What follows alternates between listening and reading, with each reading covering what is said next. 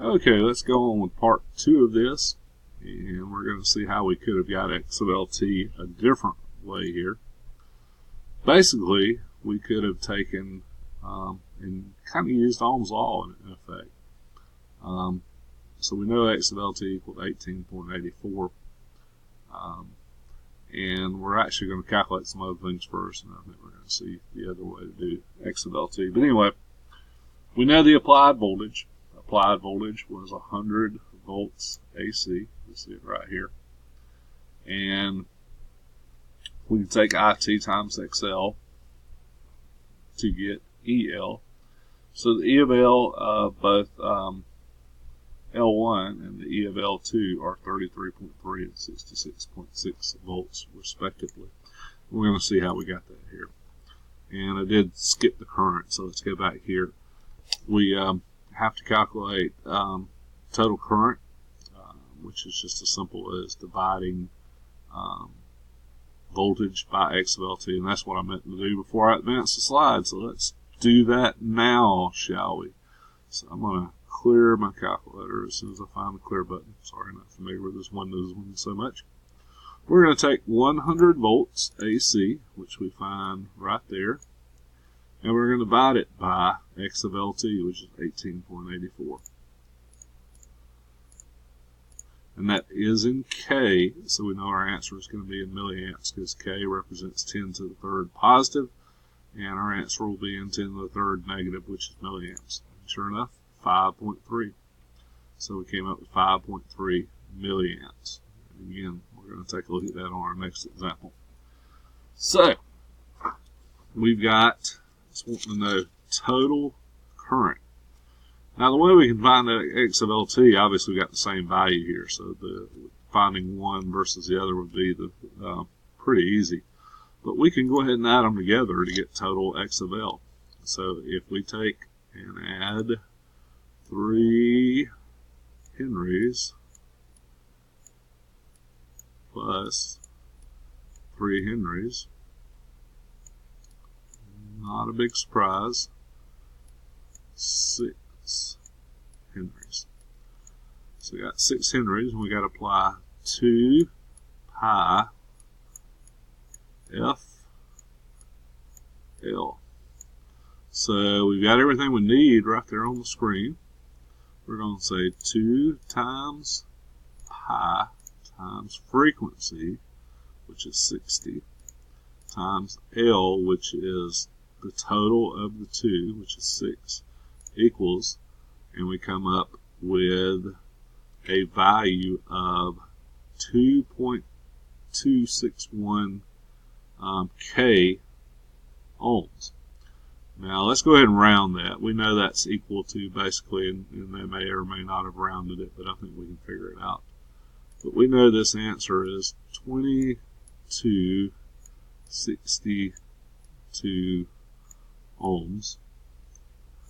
Or, if we want that in K ohms, getting a little better with the mouse, I'm going to move that decimal place 3 places. 1, 2, 3, 2.262. Okay, now we know our applied voltage, so it's E over this x of lt. Let's clear this puppy. Switch back to the mouse. So let's divide 120 divided by 2.262. Remember, this is in 10 to the third positive, so we're going to end up in a milliamp. So really, we already know the answer. It's only one in milliamp form, 53.053 milliamps.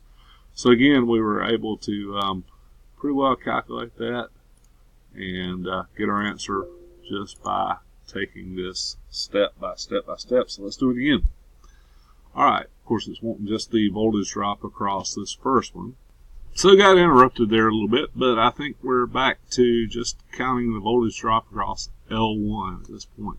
So we're going to figure the x of L for L1.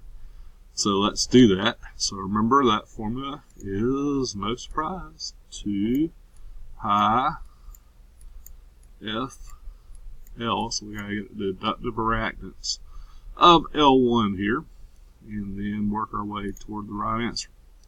So I'm going to clear my calculator. 2 times pi times F is 10 kilohertz, and L is 6 millihenries, and that's going to work out, and I'll explain that in just a second. So let's go ahead and finish. 2 times pi, I've already done, and I'm going to say times 10 kilohertz times 6 millihenries. And we come out with a value of 377. So let's write that down. Let me switch over. X of L1 equals 377 ohms. Now, why did that work out? Well, that's because K is times 10 to the third, milli is times 10 to the negative third, so they cancel. Now, we can do that in pure units, and we're going to get the same answer, so let's do that. 2 times pi times frequency, which is 10,000, because 10k hertz is 10,000 hertz, times 6 millihenries, which is the same as 0.006, and we're going to come out with 377 once again, simply because we knew that milli times kilo is going to give us a cancellation of our 10 to the positive versus 10 to the negative third. And we're only part of the way there. We still know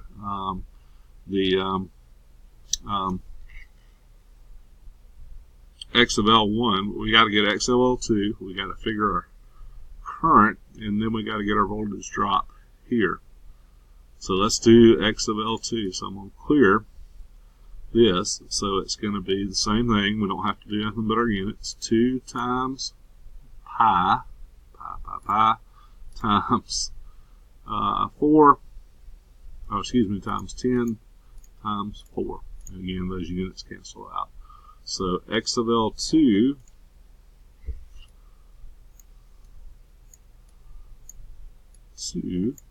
equals 251 ohms.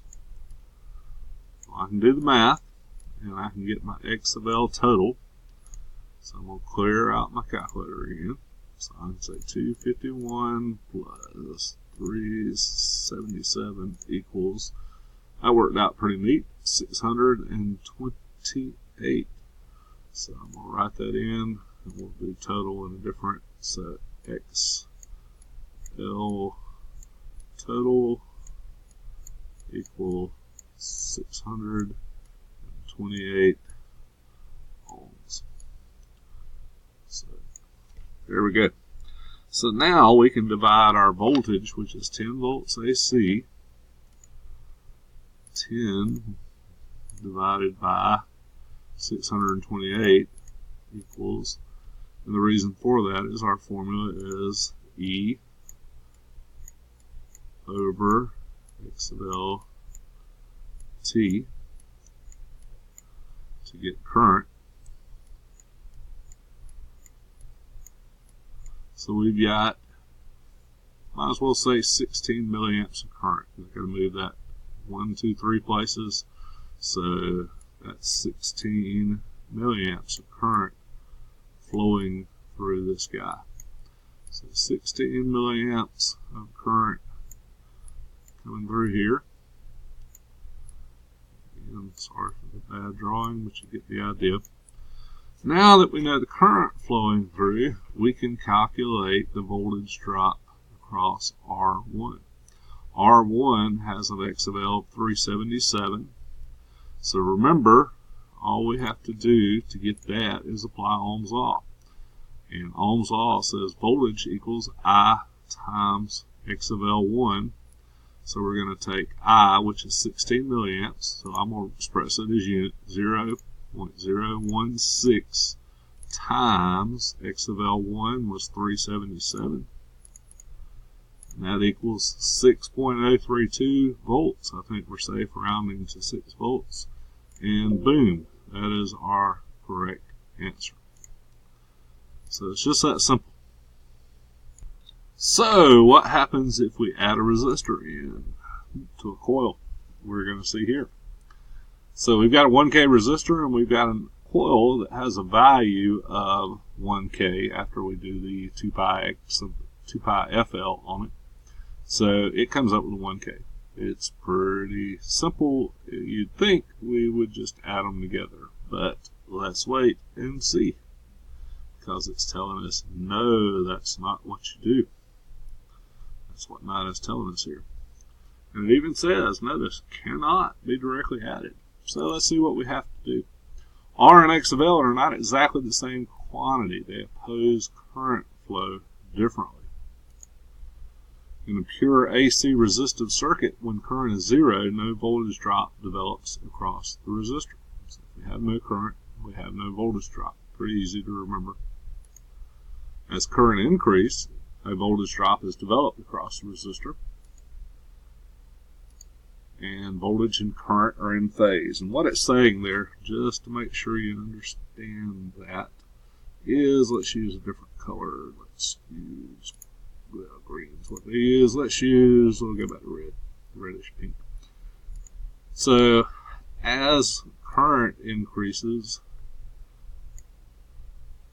or as voltage increases, current increases. Well, I shouldn't use pink because that's also pink. But I think you get the idea. So they're in phase, and they are directly proportional. I'll clear the screen so you can see that one more time. I'll go back to yellow, which is what I had to begin with. So we're seeing an in-phase waveform here. All right, easy enough. So what happens next? Let's see. Combining the graphs show the phase relationship of current and voltage in an AC series resistive circuit. Now remember, this is just series with resistors only is what we're talking about. We're fixing to throw in that coil, and that's when things are going to get a little more complex. In a pure AC inductive circuit, current is minimum, voltage across the inductor is maximum. So let's watch that. So as current rises, voltage falls. Notice they are complete opposite with pure inductive. So with resistive, they were in phase, so as one rose, the other rose. With inductive, they're backwards. As current rises, resistance falls. So I'm going to use yellow here so we can see that. Current is, whoops, I don't have the right tool selected. Let's try that again. Current is rising, resistance is falling. So they are out of phase is what we're going to find out. So let's go forward. So as current decreases, voltage increases in the opposite direction. So we have a negative voltage. So some pretty unique things are happening now with a coil inside of an AC circuit. Voltage and current are not in phase. Combining the graph that shows voltage leading current by 90 degrees in an inductive circuit. So current lags, voltage leads here. So take a look at that. And it's because of that behavior of the coil.